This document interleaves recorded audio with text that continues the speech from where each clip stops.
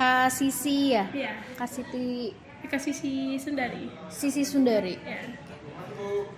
Kak, kan kamu kan sebagai anak muda nih, gimana sih cara ngelestariin batik versi kamu?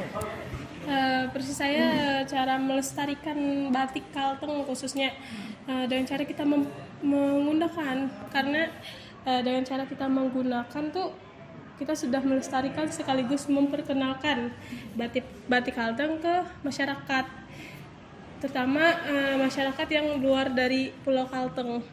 Karena kan banyak kok orang tuh pada belum tahu apa tuh batik Kalteng, gimana motifnya, ciri khas dari batik Kalteng tersebut. Itu sih. Nah terus kalau misalnya menurut Kak Sisi, boleh nggak sih batik Kalteng yang sudah ada motif dan polanya seperti itu diinovasi lagi yang lebih modern? Bisa Ya Kak? ya, bisa.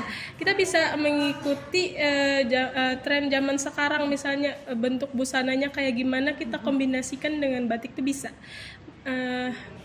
Kita padu-padankan tren zaman sekarang dengan kombinasi batik itu bisa sekali. Kalau misalnya kita atau teman-teman yang dari SMK ini menciptakan batik modern, batik Kalteng, itu bisa atau gimana Kak? Ada prosedur nggak sih? Ciptakan batik baru. Jadi ini yang versi terbarunya batik modern Kalteng gitu. Kalau untuk menciptakan motif batik baru itu mungkin agak susah sih Kak. Soalnya kan di setiap motif tuh pasti ada unsur tersendirinya, ada latar belakangnya, ada artinya. Jadi mungkin kemungkinan susah sih untuk Tapi menciptakan. memungkinkan nggak sih kalau anak-anak muda menciptain motif batik sendiri? Kalau itu mungkin. Kalau kita sampai mencari nih, misalnya kita mau menciptakan suatu motif batik, kita mencari sampai ke akar-akarnya, asal-usulnya, arti dari motif itu, mungkin kemungkinan bisa. Menciptakan sendiri Iya, ya bisa. bisa. Asal kalau misalnya kalian sebagai anak tata busana, dari pola batik itu apakah harus setiap gambar, warna hingga bentuknya itu harus punya arti? Ya, harus. Apalagi kalau kita membuat suatu busana. Di busana tersebut, apalagi kita menggunakan motif batik Kalteng. Kan motif batik Kalteng itu sudah ada arti tersendiri dari setiap motif. Jadi kita harus menemukan ciri khasnya dan harus menemukan motifnya itu di dalam busana tersebut. Nah terus beberapa kali aku lihat kan gaun-gaun itu biasanya ada dipadukan dengan batik juga.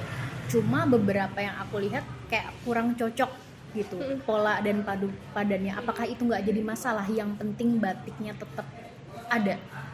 Kalau untuk orang yang pengalaman saya aja sih Kak lah, karena saya juga abis magang tuh kan motif batik, kami kan membuat project motif batik dikombinasikan dengan kain lain, dan itu tuh harus dipadu-padankan biar cocok, biar serasi, biar makna dari motif tuh nyatu dengan kombinasi lain.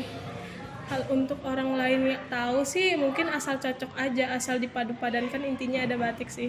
Oh Menurut iya, saya. biasa kayak gitu sih. Ya, Kalau misalnya Kak Sisi sendiri pernah pegang project apa aja yang mau kombinasikan kain batik dan kain lainnya? saya pernah memegang proyek gaun busana pesta. Pesta dengan ada batiknya? Ada batik Kalteng.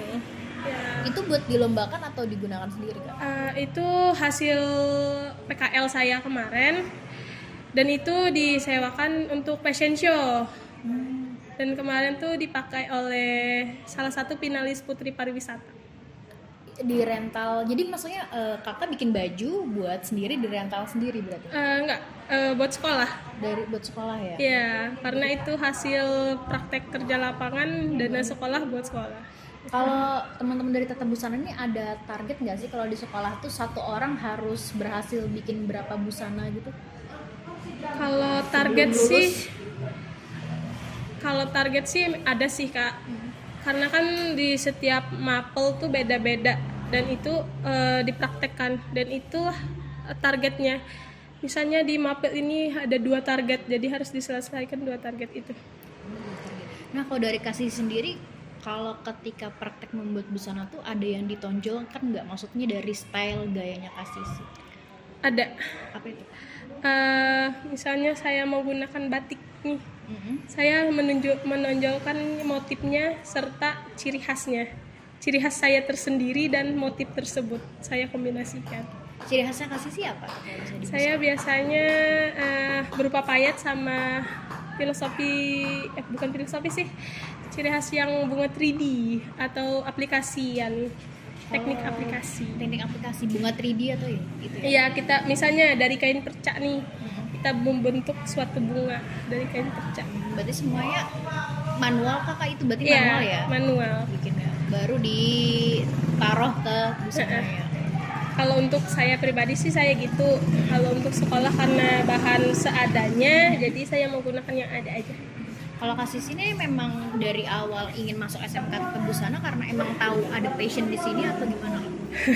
Awalnya sih saya mah nggak ada niat mau masuk SMK sih Kak, karena style saya bukan di busana sebenarnya, tapi karena saya mau belajar, saya berusaha mencintai dan saya akhirnya suka dengan busana.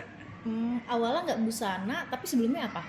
Awalnya saya memang mau masuk SMA, Oke. jadi tidak ada niat sedikit pun masuk ke SMK, apalagi di jurusan busana. Busana, oke. Kan SMA dan SMK ini jelas beda ya. Kalau Iya. SMA ini mungkin harus cari skill dulu nih, mencari tahu. Nah kalau di SMK kan skillnya sudah digali dan sudah pasti keluar tuh udah dapet, bisa dapat pekerjaan atau bisa buka usaha sendiri.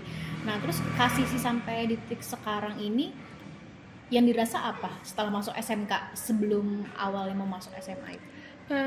Setelah saya masuk SMK, walaupun saya masih belum tahu lah kemampuan saya, tapi dari hari ke hari saya sudah menemukan jati diri saya sebenarnya gimana. Terus saya menyukai apa, saya menemukan di SMK sih. Menemukan SMK. Ya, skill saya ada gitu. Terus pengetahuan yang awalnya tidak tahu menjadi tahu. Berarti pas masuk SMK sudah ngerasa cocok ya masuk ke busana juga? Ya, cocok sekali. Cocok sekali, oke. Lanjut setelah ini apa Kak rencana? Rencananya mau lanjut di universitas dan masuk jurusan teknik tata busana juga. Teknik busana, berarti emang linear lah. Iya.